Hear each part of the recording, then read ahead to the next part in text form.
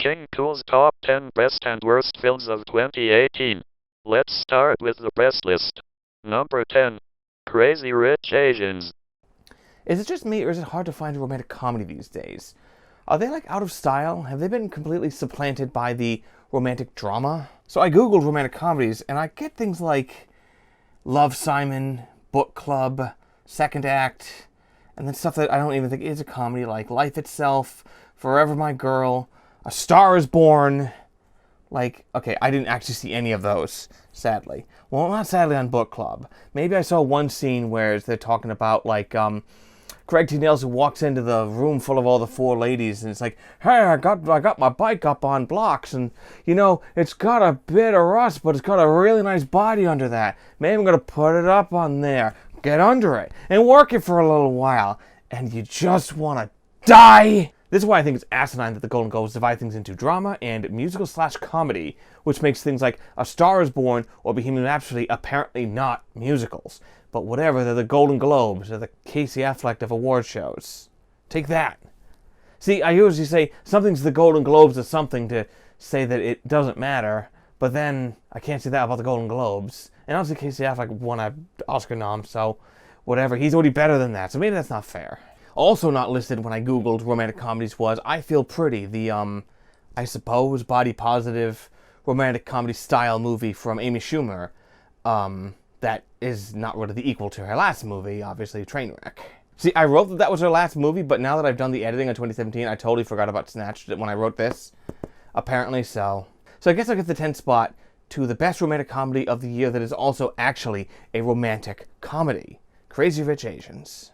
So I'm not going to quite say that I loved this movie, but I did like it a lot. It doesn't make any big mistakes. In the very first scene, they have the little fantasy scene almost where they go into the hotel. You can't stay here because you're Chinese. And then they go and buy the entire hotel out from under whoever that was. And it's like, that's just sort of pure fantasy, but I mean, whatever. Everyone gets a fantasy, they want it. And then the second scene is the girl, the main lady in this movie, teaching a college class about poker or something, and she makes fun of a guy telling him to get a haircut. I'm like, lady, this is college. You can probably imagine what I think about telling someone to get a haircut, but whatever. Again, these are not big problems, but after that it was smooth sailing. Nevertheless, the movie does still defy a lot of expectations I have about romantic comedies. Of the two people already dating when they start, as opposed to meeting each other at some point in the movie and then hating each other for an hour before deciding that they're in love, which is a huge relief. The conflict comes from the fact that she doesn't know quite how rich he is until they open up and find out that he's fabulously wealthy, and they can go on this rather opulent adventure with fun boat trips and shopping that actually looks like fun and not just something to fill the void. And the thing that separates them at the end of the second act isn't some sort of lie, you lied to me, whatever. It's the forces of the family kind of pulling each other apart temporarily. The two of them are still dedicated to each other, but they struggle to try to swim back upstream towards one another. I think Crazy Rich Asians is a lot of fun. Number 9. Mission Impossible Fallout. Let's get this one out of the way. Mission Impossible Fallout was the first Mission Impossible movie to be directed by someone who'd already directed one. I kind of wondered if that was going to break the spell and make it that it didn't work anymore. But Christopher McQuarrie also directed Tom Cruise in Jack Reacher several years ago, and that movie is smashing. And quite frankly, so is this. This franchise earns its supper with its excellent stunt work and its fight scenes and chases and double crosses and world-setting adventures. It's everything the body needs. Let's see how number 7 comes out, although we've been waiting for that one for a little longer than normal for reasons. I mean, the last time we waited for a Tom Cruise movie, it turned into be the biggest hit of, make Avatar look like a piece of crap, so. Not that it beat it as far as its raw numbers, but post you know what. Number 8. Chappaquiddick. Hey, I finally got Kate Mara on the good list. I knew she could do it. I was not sure she could do it, but this is undoubtedly her best performance as Mary Jo Kopechne. But the focus of the movie is obviously Jason Clarke as Ed Kennedy, another actor who I've slagged on a couple of times, who gives a fantastic performance here. And weirdly, Ed Helms and Jim Gaffigan in serious roles, that's sort of a new one, but they do great too. Obviously, this is about the tragic accident that took the life of Mary Jo Kopechne. It's about the immediate response to this terrible tragedy and to see if there is still a way to get to the White House from where he is. Not normally the sort of thing I would necessarily care about, but boy howdy, that place has not been looking good lately.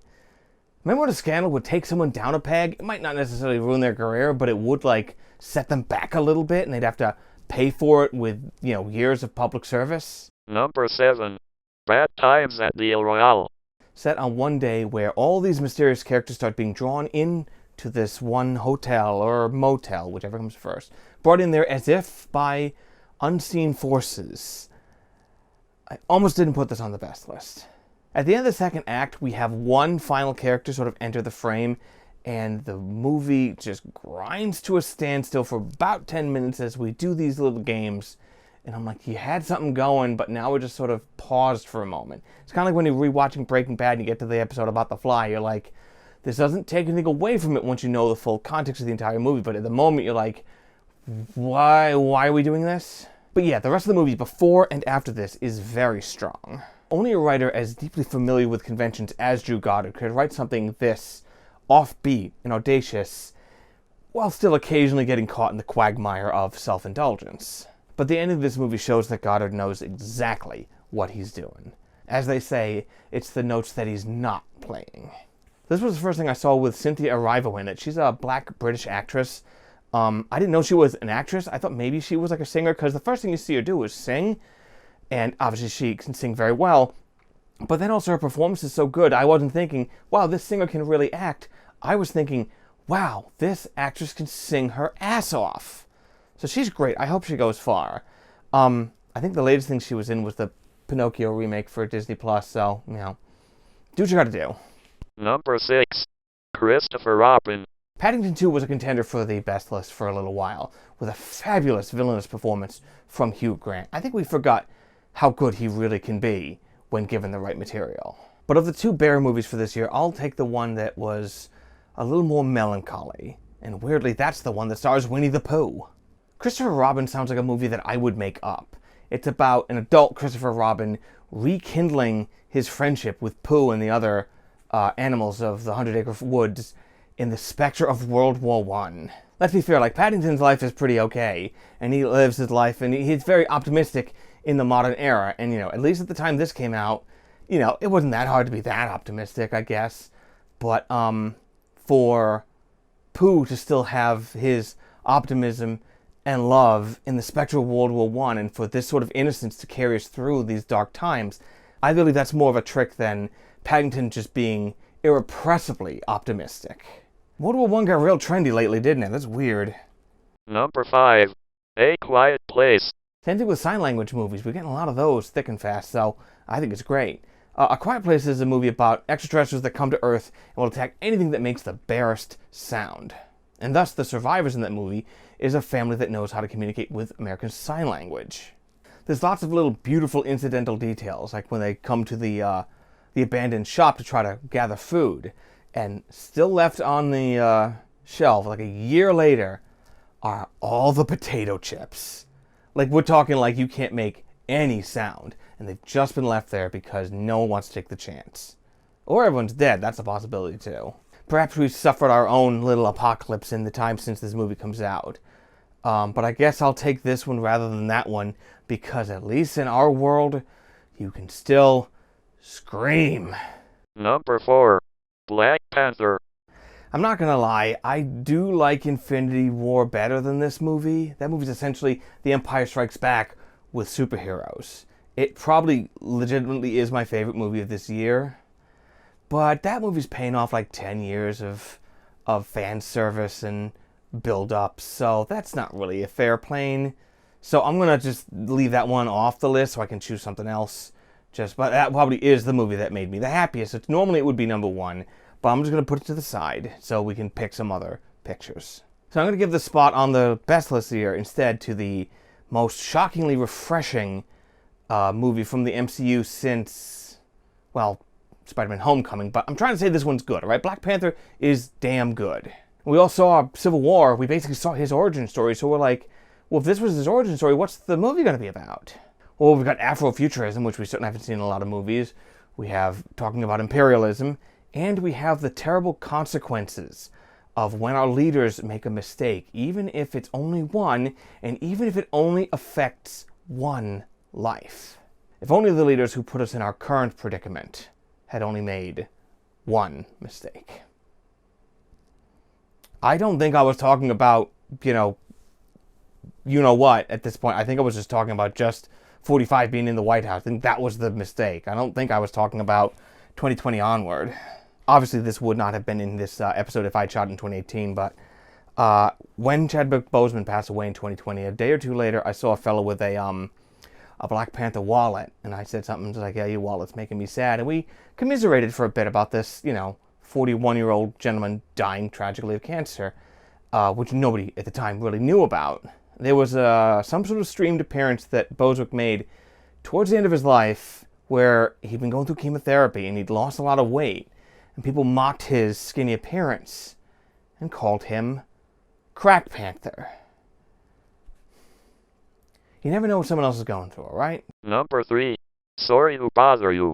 So I barely knew thing one about this movie, but Voidburger, who I follow on Twitter, someone I know sort of tangentially, suggested this movie heartily, so I was like, alright, let me go ahead and see it, and boy am I glad I caught it. It was probably the last time Twitter did something good for me. So Sorry to Bother You is about a black man who works in phone sales, who uses a preternatural white voice to communicate with his customers. The rest of this movie is a peerless satire of the modern world and modern work. And of all the movies on my list today, it is the one that I recommend the most unreservedly. I think you should see this. Number 2. Won't You Be My Neighbor? First time a documentary is made by Top 10 list, but it definitely deserves it. Back when I grew up in the 90s, it was so easy to make fun of Mr. Rogers. People called him corny, people called him a square, some people thought he was insincere. I mean, Eek the Cat made fun of Mr. Rogers. There were rumors that his on-television persona really was just that, a persona, and that his sweaters were to cover the huge amount of tattoos he got in his World War II service or something. But the truth is, Mr. Rogers was just a man of enormous principle and virtue, and a man of enormous strength to work at it. Virtue is not something that's always easy to do, but he did it, and he led by example. We are so much less without Fred Rogers. If only had some people in friggin' politics as good as Fred Rogers. At this point, I'll take someone in politics as good as Fred Durst, alright? Number 1. Upgrade. I wasn't really a big fan of these particular filmmakers' output up to this point, because they'd mostly made horror movies. And there are horror elements in this one, but mostly just enough to turn the action up to 11 and give us an absolutely mercilessly brutal action and violence in this movie. This was so good to see. With a meager budget, this movie is more exciting than almost everything else you've seen this year. It's all buoyed by a central performance by Logan Marshall Green, whom this really should be a star-turning performance for him, but I don't think it's gonna happen because I think most people think he's just Tom Hardy. And now a true story. I was in Boston, I was taking an Uber up to the movie theater over there, and he talked to the guy who was mentioning how he saw Upgrade, and I was like, yeah, it's pretty cool. He's like, yeah, like I like Tom Hardy. I'm like, that wasn't Tom Hardy. And the guy said, F you, that's not Tom Hardy. And I said, F you, it ain't. And we looked it up and he found out the guy's real name. It was like, okay, but he's giving off a Tom Hardy vibe. Not a bad vibe to give off, honestly, sure. And now, the worst list. Number 10. Ruby. Volume 6 premiere. Stay with me on this one. So this was like one of them Fathom events, like a rental of a theater to have like a special event. They're going to start playing Volume 6 of Ruby on the big screen. So I was excited to go, and there was actually even people dressed up as characters, which I thought was really funny. But I hadn't quite caught up with Ruby, so I had to binge it right up until literally almost the event. And when I get there, they're playing like an episode from further back that I'd seen like an hour ago. I can't check which one it is because you can't actually find them on YouTube anymore. Seems silly. I guess they really want people to go to their app or whatever. What they mean by Volume 6 is the end of Volume 5 and a little bit of the start of Volume 6. And I'm like, okay, so this isn't... It's not really what I signed up for when I see Volume 6 on the ticket. So... Look, I'm just trying not to put Ocean's 8 in the bottom of the list, alright? I don't want to have that conversation. Okay, to hell with it. We'll have that conversation. Ocean's 8 is terrible, and it takes 8 women and gives them about 2.5 personalities. Why would you put Sandra Bullock in a comedy and barely ever let her be funny? There's one moment where she's trying to psych herself up for the big heist, in like a bathroom. She's talking to herself in the mirror. She's sort of psyching herself up. But then the toilet flushes at one of the stalls near her, and the lady leaves the bathroom without her having realized it's there. And she just kind of stands there awkwardly. It's by far the best part of the movie. And it's like, why couldn't there have been more moments of like humorous vulnerability like this? What I think what it was is they wanted someone sort of oily and touchless like Danny Ocean. But that kind of works if you're George Clooney. I don't know if it works if you're Sandra Bullock. There might be a woman out there who could pull this off as a direct one-to-one, but not necessarily her not directed this way. If you're getting Sandra Bullock to do it, I think you should make her funny. Anyway, the only people who get out of this movie completely unscathed are Anne Hathaway and Helena Bonham Carter, and the other 6 women are just stranded with very little to do. I would say that it's a bit, as the kids say, sus, that the 3 women of color in this movie barely get to do anything at all. But Sarah Paulson and Cate Blanchett don't get to do anything either, so it's just kind of a wash. Please, please don't make Ocean's 9. I would much rather them do another Lady Ghostbuster than that. That one, comparatively, was brimming with potential. Although now in 2023, we know that's never happening. But we'll talk about that in the future. Number 9. Tomb Raider. This Lara Croft reboot is part Indiana Jones and part Da Vinci Code. But somehow this mermaid has the wrong halves of both. It's got bad action and boring mysteries. This version of Lara Croft is looking to protect her father's legacy or whatever because we can't get enough of that. I swear that all started with the first Tomb Raider movie. I know I haven't played all the games, but the first one was about her finding John Voight's legacy, which I think now is basically Angelina Jolie and that Noah's Ark movie, and maybe a couple of other Republican commercials, I'm not sure. So her father leaves a tape that says, "Do not look for this ancient treasure." I guess he could have just not left the tape at all to not get her on the site. But anyway, instead of not looking for the ancient treasure, she looks for the ancient treasure because I guess it's up to her what ancient diseases come flying back into the modern world. This must be how anti-vaxxers think. Oh my god, I wrote this in 2019 and it's gotten so much worse! Alicia Vikander is perfectly suited for the new Lara, I think more so than Jolie was for her turn as the original Lara. But that's because new Lara herself is a total bore, and so are those games, and so is this movie. It might be the most pitch perfect, as far as tone, movie based on a video game ever. Number 8. Action Point. Look, Bad Grandpa was amazing. I will stand up for that movie for a long time coming. And I really wish it had won that Oscar for Best Makeup, because let's be real, that was the only movie, possibly one of the only movies ever nominated for an Oscar, where the makeup had to fool people in real life. The follow-up is Action Point, which is apparently based on Action Park, which is, they used to be called Class Action Park, Attraction Park, or just, it was a very dangerous water park you could go to in New Jersey that has lots of stories about it.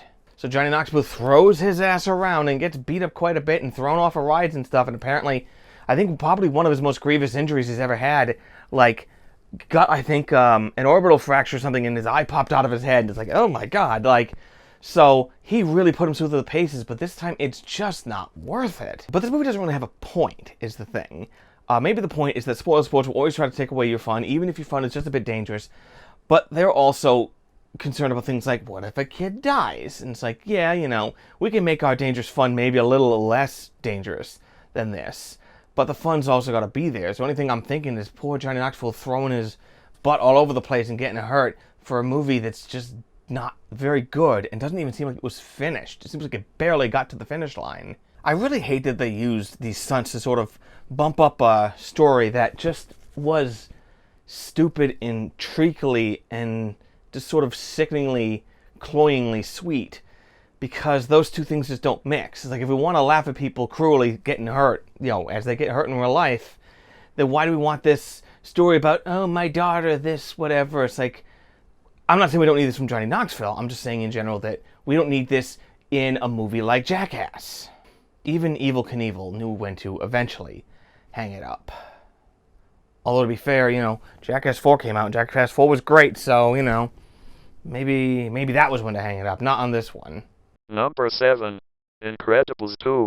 Venom was this close to getting on the worst list. But I had to confess, it wasn't the worst superhero movie of the year. It seems really odd to make a sequel to The Incredibles that takes only a few weeks after the first one. Like, the little baby is still a baby. He's not like 40 at this point. Because it's been like 15 years between these two releases, and in that time we've had an enormous paradigm shift in regards to superheroes. And Sam Jackson was there for it. It's still a world where costume superheroes are banned and feared, which is weird because there are still costume supervillains doing whatever they want, and they didn't get stopped because they don't care about the law. So yeah, this doesn't make any sense. The Venture Brothers, this ain't. But we have a new threat emerging that might take control of superheroes and borrow some things from, of all things, the Fantastic Four movie from 2005. Guys, the ending of The Incredibles was a joke. It was about the 40s heroes was always another villain right in the horizon and being like, oh no, here we go again, off again, time for the next underdog show. But The Incredibles was not designed to be a franchise. It was designed to be a standalone movie that sort of was a response to these tropes in superhero fiction. It's sort of similar to Ghostbusters in that way, and that was clearly never designed to be a franchise.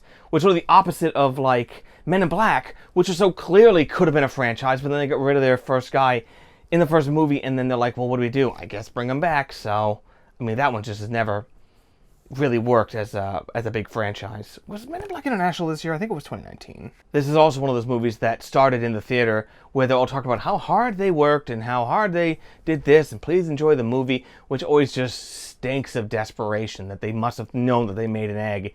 And it's like, please don't be too hard on us. So, like, when the whole outbreak happened and they were saying, hey, thank you for coming back to the movies, I kind of got it because they're like, yeah, please come in here and see this in the theater. Let's keep the theaters alive for a little while. It certainly makes sense for a movie like A Quiet Place, where it certainly benefits from being seen in the theater, and probably doesn't benefit from your neighbor crunching his popcorn or something. Also, Bao is the worst Pixar short they've ever done. Of all the ones I've seen, at least. Worse than Lava. Worse than the one with the umbrellas. I know people don't like Sanjay Super Team. I like that one better. At least Sanjay Super Team sort of, I see why it was inspired by the foreign elements of it, as far as why they made that in that way, as far as contextualizing the superhero stuff and the religious stuff. I forget even what religion it is. I don't study religions. But in Bao, I don't want to see the that experience coming across. There's obviously, like, it's an Asian family that's coming to Canada, but the whole story is just, oh, yes, my child is my little dumpling. Yes, every culture thinks that. Your culture just has dumplings, too. It's not special. Like, what's about your experience about that is unique. Again, they seem to deal with that in Turning Red as far as, growing up with an Asian parent. So I'll bet that one's a lot better. And then the mom eats the dumpling. So I guess this is the perfect Pixar short for if you are, in fact, Saturn. Number 6. Show Dogs. Every year we seem to get some kind of comedy that feels like it came out of a time capsule from like 20 years ago. Someone was just really holding onto the script but never updated it to modern trends at all. Now, Show Dogs is about an FBI drug-sniffing dog or something like that that gets press ganged into joining a dog show to try to find the diamond smugglers. It's usually diamond smugglers. If it's from the 90s, it was like a diamond smuggler, because you can't smuggle drugs in a kids movie, so it's always like a diamond smuggling thing. So like, remember the Chipmunks got involved in something like this? It's like, okay, cool. It's just weird. I actually forget what the bad guys want in this movie. But this movie ended up getting edited after some people talked about how incredibly distasteful it was for, they had to, like, at these dog shows, they have to inspect the integrity of the dog's genitalia. And the dog's just like, okay, I'm just going to go to my happy place and allow this to happen. It's just like, ooh, like, where was the sensitivity reader on that one? It's like, come on. So I didn't see the version with this stuff still in it, but it's just barely there, and it just kind of gets just chopped out, and things just are kind of left hanging because they just don't talk about it in the thing. So I think it's literally like a hand approaches it, and then it goes away, and it's like, I mean, you could have left it. It just had nothing to cover it with, I guess. So the ticket that I have for Snow Dog says not rated because it didn't go back through the MPAA to get the stuff cut out of it. So, unrated dog action. Just like with All the Money in the World, I don't think we're getting an unedited version of this movie out anytime soon. That one at least hit theater, so it probably exists in on the Pirate Bay or something, so it's out there. If we're all fine just memory holding the rest of this movie out of existence, I'm fine with that. This movie just sucks. Number 5. Sicario, Day of the Soldado. So I didn't like the first Sicario because right at the end there's a piece of violence that's just so nihilistic that it just kind of put me out of the rest of the movie. The movie's fine as things go, but that was just a step too far for me. Taylor Sheridan's one of the filmmakers I just don't really dig. In contrast, the first scene of this movie puts me out right away, where I guess Middle Eastern terrorists sneak up the border from Mexico into America to blow up like a Target or something. And the way they say that they know they did this is because they have prayer rugs that were used somewhere on the border, and I think they were just used to like climb over the barbed wire fence. But nevertheless, they say now that they can open up more avenues of attack against the drug cartels in Mexico, who apparently allegedly allowed this to happen. Not to get real here for a second, but literally, what are we not allowed to do in Mexico at this point? The drug war has turned Mexico into a permanent war zone. Like, what else are they allowed to do? Are they going to kidnap people now and mutate them into chimeras? I don't get it. So not only is the notion that we need more firepower in our southern neighbor ludicrous, and not only is the notion of terrorist bombers coming up from Mexico preposterous, because why would they not just come down from Canada? If that was their literal only goal, why would you go in the one of the two land borders with America that has more guards on it? But whatever. The fact is, the original Sicario had an opinion about the cold, detached attitude of the security forces and the soldiers who perpetrated these things. The first Sicario tried to make you uncomfortable with things that were true. This movie just lies its butt off and makes cartoons out of everything, and it's not even good action. There's really no particular good thing about this movie. This movie is gross. Number 4. The Girl in the Spider's Web. The very first scene of this film is our newly recast Elizabeth Salander entering this guy's house and just completely turning his life upside down and humiliating him and leaving him destitute and screaming like, "Who are you?" as far as one of the things. It's utterly cartoonish, and it's the best scene in the movie by a mile. Once that scene's over, we start dealing with Salander's sister, weirdly, because apparently she has a sister now, and I guess we feel like taking our cues from Spectre and Jason Bourne. That's basically what this movie is, sort of a combination of those two things, which really does not work.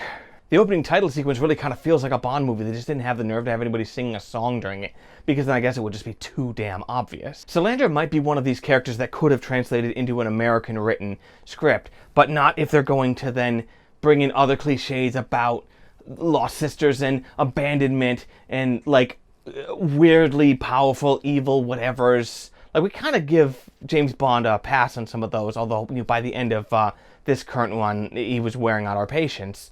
But not with this one and this kind of script. This just shows that, like, they should have quit with the 3 after the guy passed away, sadly.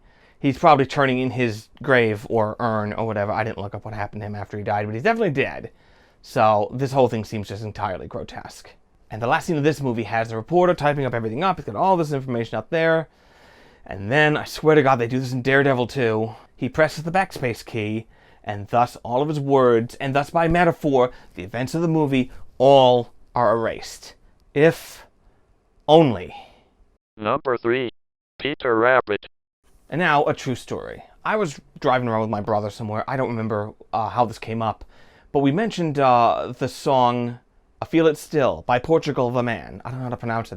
There's a full stop in the title of the band name, so I don't know how to say it. But anyway, I mentioned how I didn't like that song very much. My brother was shocked. He's like, "How can you not dig that song?" My answer was, because it was in the Peter Rabbit trailer! I've since reconciled with that song, having got some distance between the trailer and it, so... Teen Titans Go was a movie so obnoxious I could hardly believe it.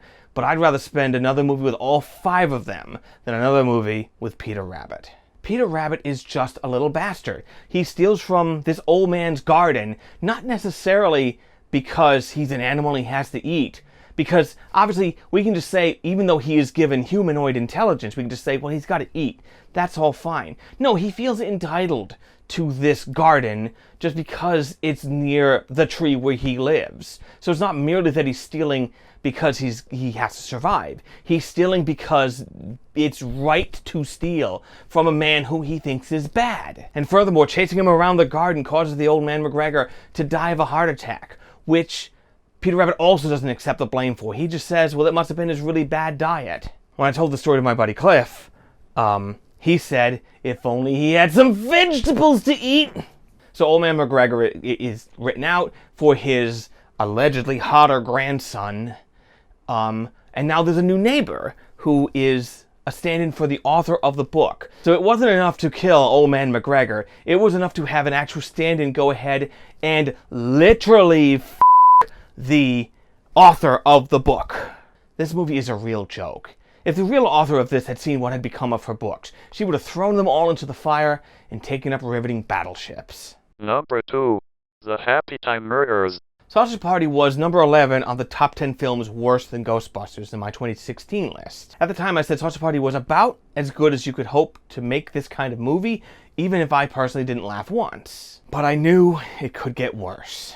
You know how Leica Films always shows the behind the scenes where they show the hands moving the thing to basically go out and prove, no, we really did that. Even though having 3D printed faces and just moving the face and replacing it is basically just doing 3D animation, but the hard way. But look, Leica's stuff is pretty good, so I'm not here to talk smack on them. They're clearly putting a lot of effort into it, and it's usually good. So I'm not here to crap on them, but they use the behind the scenes to basically prove to people that, yeah, we totally did it this way.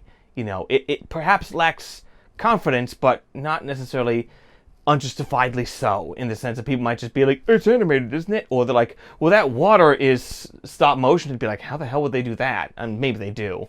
I don't know. I mean, how many of us were fooled by the Lego Movie and thought part of that was stop motion? But, I mean, God, the Lego Movie rules. So they have a behind-the-scenes thing at the end of this movie, too, where they show, this. Two people are using their hands to control the puppet's feet, and two people are controlling, the puppet's hands, and one other person is controlling the puppet's mouth. They're all dressed up in green. It's this whole thing to make this look like this puppet is an entire man. And it's this whole thing that shows all the behind-the-scenes basically to show how much effort went into this. And it just made me even sadder. This has apparently been, a long-burgeoning passion project for, Brian Henson for, decades. And this is the script they went with? This was the cast? Was Melissa McCarthy so afraid that her star would fade? She wanted to make just absolutely certain that we never wanted to see her again? That she just wanted to make one more right before she left, when next time we would see her would be on the side of a milk carton? This movie is not just bad. It is the worst possible version of itself. You could change almost any element of this movie and likely improve it. The world they try to come up with, where the puppets are stand-ins for minorities, it's really forced. They talk about the detective's brother going through a bleaching procedure, so he's a less vibrant color of felt. A plot point comes up about a puppet having purple pubic hair, apparently a rare color. Her normal hair is dyed a different color, and I swear to God this comes up somehow. They really don't seem to be taking this premise far enough. What if, since she knew that purple hair in a puppet was very rare, that's why she decided not to shave down there, because it won't grow back like a Barbie doll will? Maybe that's the thing with their hair, is that because they're puppets, if you cut it, it's gone forever, which sounds great to a human, but to a puppet with a rare color hair, maybe she's like, no, I'll hang on to it, why not? They also talk about code switching, where the puppets talk less puppety when they're around humans, but then the main character just talks like a regular old detective. He's like, hey, I'm boiled, or whatever. Wouldn't he be so much funnier if he said all this hard-boiled dialogue in a Elmo-like falsetto?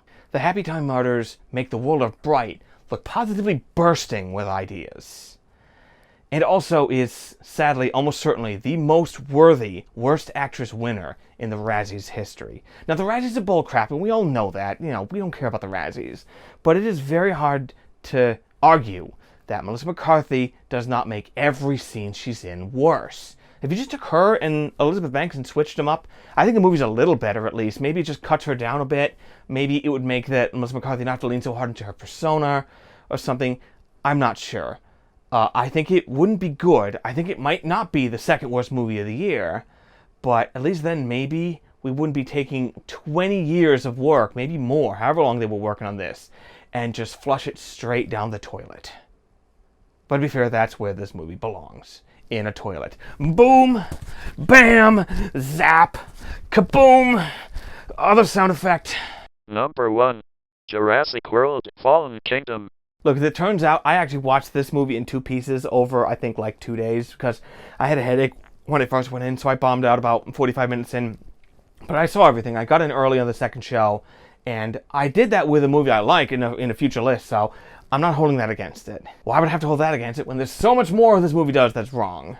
After the frankly workmanlike and boring Jurassic World, the sequel to that didn't need to be this goddamn bad. It's like one of those Dino World movies from like the 60s to 70s, where people outrun the claymation dinosaurs and pyroclastic flow. They get like this close to the lava and they're fine because apparently on this beautiful tropical island, there's no such thing as convection. And you have the secret like mansion where there's a laboratory underneath it. And apparently the dumbwaiters actually go down into the secret laboratory because apparently when you're messing around with dinosaur DNA, you just really need some cherry coffee tea. And the movie ends with absolutely one of the most inexcusable endings in a mainstream movie we've seen in a long time. Normally I wouldn't spoil it, but screw it, it's spoiler time. I mean, it's not like you kind of don't know how this ends because there's like another thing that's on the list later on. The fact that there's a sequel to this sort of blows what happened in this movie, so there's really no getting around it. So they got all the dinosaurs trapped in this little place, and sadly they're trapped, and they're going to have to release some toxic gas that is going to kill them because, and it sucks to lose that and to lose these unique creatures, but what's the alternative? Just let them go and have them eat everyone in America? Well, one little girl learned that she is herself a clone as well. So she can't let them just kill these dangerous animals just because they're clones. So she presses the button that lets all the animals out and lets them roam free because they're alive like me. And this is when Chris Pratt pulls out a gun and blows her brains out because it turns out you are no longer alive, just like thousands of people who will die because of this nonsense. This isn't the start of the action that leads on to the whole movie, where I think it could be actually kind of fine to be like, oh, whoops, we just did this, and now we're going to go and shoot this. This is the very end of the movie. Good luck with their entire world. I hope you don't taste good. I looked up some stuff on the Jurassic Park wiki for this, and remember the cane from the first Jurassic Park? Has here, listen, this is from the Jurassic Park wiki. Hammond's cane was tipped with an oval-shaped piece of amber containing a mosquito, a reminder of the basis on which his dreams was built upon.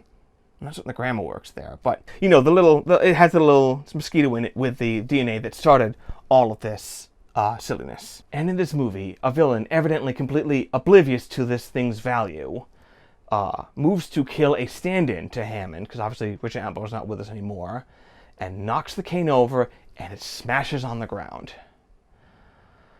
What could possibly be a better metaphor for how the producers are treating the original film? Thank you all for watching. Put it back in me pocket. We only have number 1 to do, which is Jurassic Flassic Mahasic Didastic. Hey, I finally got Kate Mara on a good list! I knew she could do it. Is she on the bad list? I forget. She might also be there somewhere. I don't know. I didn't look. Paddington 2 came close to the best list with a fabulous villain performance from... I need to check to something. Hold on. I'm going off screen. You can't tell if my mic is synced. Especially for something like A Quiet Place, which does benefit from the silence in the theater, but also probably doesn't benefit from the guy crunching his jujubes in the background. You can't crunch jujubes. What am I talking about? Oh my god, did they throw a pick? No. No, that's the... Okay. Number 2, The Happy Time Murders. This one's gonna be a bit of a thing. Oh, okay, he tipped it. That's why it felt like a fucking rock. Did he drop it before he was down, or... No, I think he must have had it before then. And the last people we see would be on a friggin' milk box. Keep gesturing with his hand, and it's off screen because I'm going to have the stuff over here. So I'm like, hey, look over here. Hey, stop swinging that knife. Hey, look at me. I can juggle one-handed. Hey, look at this. Check out that magic trick. Is this your card? Number 7. Bad Times at the El Royale. Number 10. Ruby. Volume 6 premiere. Number 6. Show Dogs. Number 5. Sicario, Day of the Soldado.